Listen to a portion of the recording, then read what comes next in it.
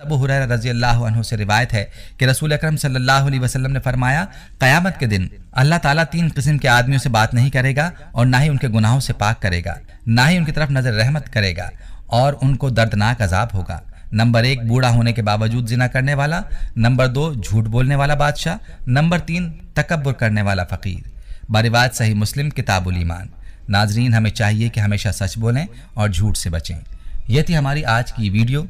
हम ये उम्मीद करते हैं कि आपको हमारी आज की ये वीडियो ज़रूर पसंद आई होगी। अगर आपको हमारी आज की ये वीडियो पसंद आई है तो आपसे गुजारिश करते हैं कि आप हमारे चैनल मालूमात ट्यूब को ज़रूर सब्सक्राइब कर लें और साथ ही लगे बेल के बटन को भी प्रेस कर लें, ताकि आपके पास हमारी आने वाली मज़ीद मालूमाती वीडियोज़ का नोटिफिकेशन बर वक्त मिलता रहे।